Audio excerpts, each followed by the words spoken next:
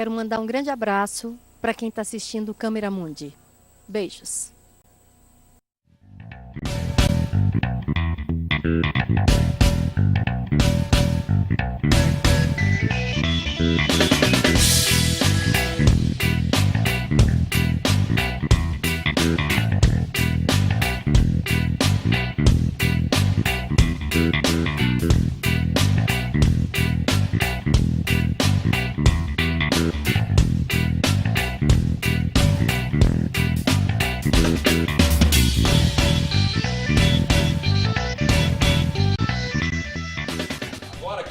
Essa piscina olímpica, nado todo dia de manhã. Acordo, dou umas boas braçadas pra lá e pra cá, pra lá. Entro em casa, tomo um café da manhã saudável, como biscoito de aveia. Não suporto, mas dizem que faz bem pra saúde, então misturo com ovo mexido, bacon, fica uma delícia. Bom, são 6 personagens completamente distintos. Classes diferentes, idades diferentes, outras, sabe? Mas, ao mesmo tempo, tem uma grande ligação entre eles, né? Por isso que são 6 personagens que formam, de alguma maneira, uma linha condutora ali, né? São todos personagens unidos pelos excessos, são todos personagens absolutamente hipócritas e inconsequentes, e personagens muito comuns no nosso cotidiano, né? E você que está assistindo a gente em casa também pode ajudar os índios da Amazônia comprando o nosso disco, baixando nossas músicas ou simplesmente doando pelo 0800. Lembrando que de cada real doado, 20% vai para os índios da Amazônia. Obrigado, que isso? O roqueiro foi uma coisa mais assim... A gente tinha que descobrir ali um personagem que meio que não existe no nosso universo, né? Lá eles faziam esse roqueiro, era um roqueiro inglês, né? Era como se fosse, sei lá, um Sting, ele fazia com sotaque inglês, um Morrissey, uma coisa assim. Aqui a gente não tem muito a figura do roqueiro, né? Então eu tinha essa descoberta de achar quem seria e o caminho que era para as pessoas entenderem, né? Mesmo o último, que é o Artista em Crise, ele não fecha uma conclusão, ele levanta uma questão que você pode ficar do lado dele ou não, inclusive o motivo maior dessa peça foi justamente esse Artista em Crise, esse último dos monólogos, né? Esse foi o motivador maior. Eu brinco que a gente faz a peça para chegar nele, né? O objetivo maior é chegar nele. Então, claro, eu precisava de alguma coisa que eu quisesse dizer, né? Na verdade, essa peça tinha isso nesse momento que o Vitor apresentou o texto, ela batia justamente com o que eu queria dizer, sobretudo esse último quadro. Então, todos os personagens, de alguma maneira, representam alguma coisa que eu gostaria de dizer, mesmo que como crítica, né? Porque já que a maioria deles são personagens absolutamente escrotos, assim, o que eu quero dizer, às vezes, está embutido na crítica, né? No oposto do que é dito. Hamilton, sabe quem é um belo exemplo disso tudo que eu tô te falando? É o Nelson. O Nelson nunca aproveitou a vida. O Nelson nunca fez nada. O Nelson nunca fumou, nunca bebeu, nunca andou atrás de um rabo de saia, nunca jogou, nunca andou quando tinha uma placa dizendo não ande. Nunca fez nada. Aí eu lhe pergunto, onde ele tá agora com toda aquela grana no banco? Morto num cemitério. Quer dizer, viveu tão bem que esqueceu de viver. Qual a vantagem de viver que nem ele? Nenhuma, é melhor morrer mesmo, ele fez certo. Na verdade, o Bruno e eu queríamos fazer um espetáculo juntos. A gente é amigo, queria fazer um espetáculo juntos e começamos a ler peças, foi isso, né? Começamos a ler peças, aí uma das peças que eu me lembrei, que eu tinha assistido vários anos atrás, eu tinha gostado muito numa montagem argentina. Aliás, eu tinha sido convidado para dirigir, sondado para dirigir no momento, isso na Argentina. Era o Sexo e Drogas. Quando a gente leu, uma amiga em comum da gente estava junto e falou que a gente tinha que fazer essa peça. Foi isso, a gente fez uma leitura, na verdade eu traduzi do espanhol para o Bruno numa leitura, depois a gente tinha o original em inglês e foi traduzido pela Maria Clara Matos.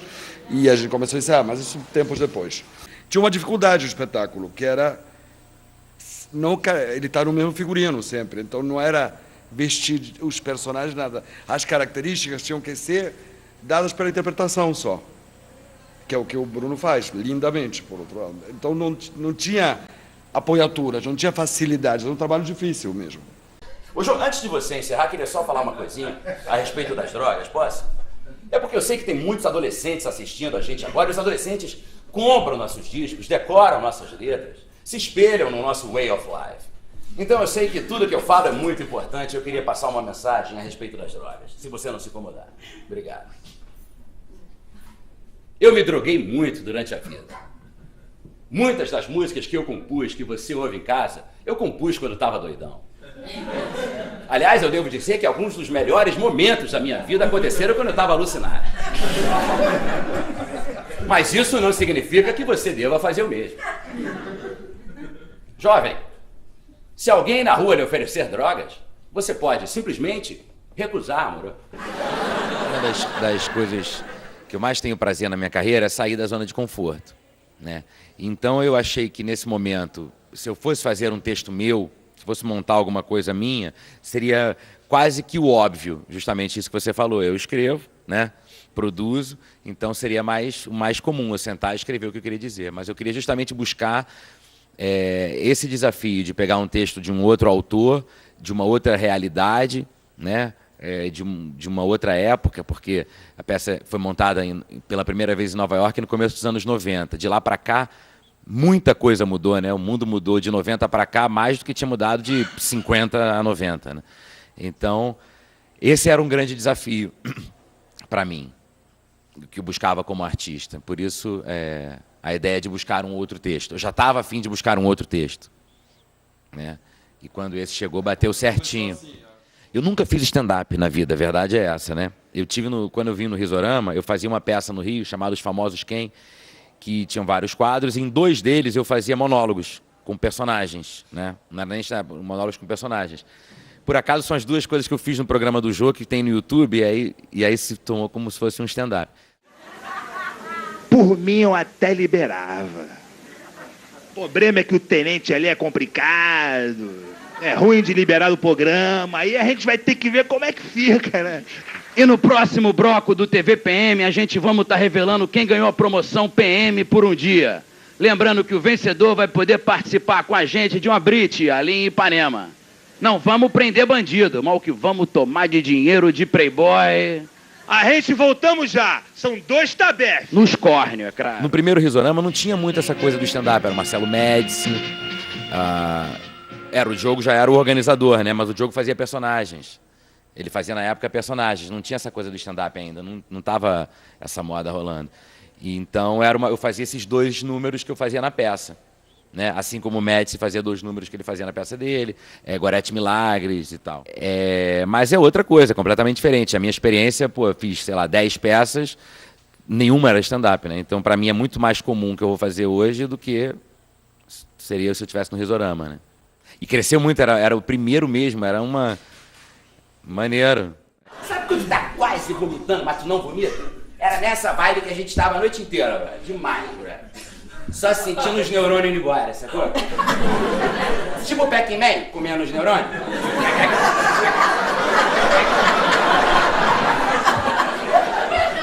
Demais, velho. Que noite, velho. Fiquei meia hora desmaiado, maneiríssimo.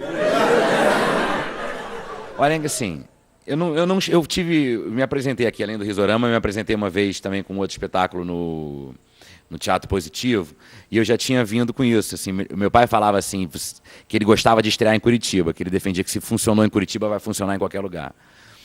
Então eu tinha isso na minha cabeça desde sempre. Então quando eu vim fazendo Positivo aqui, além do teatro ser muito grande e muito distante, né, eu vim com esse medo e foi ótimo, funcionou super bem. Então eu realmente hoje não penso nisso.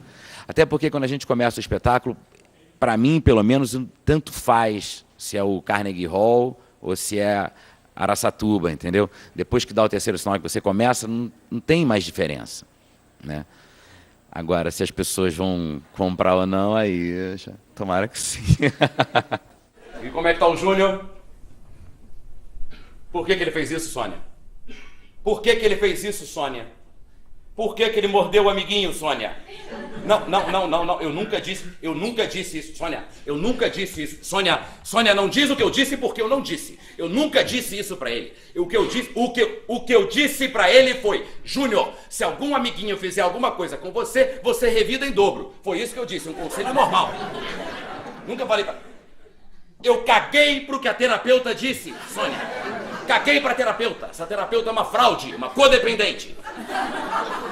Você quer saber agora o que eu vou dizer pra ele? Agora eu vou dizer pra ele: Júnior, morde a sua terapeuta. Aí eu quero ver o que ela vai dizer.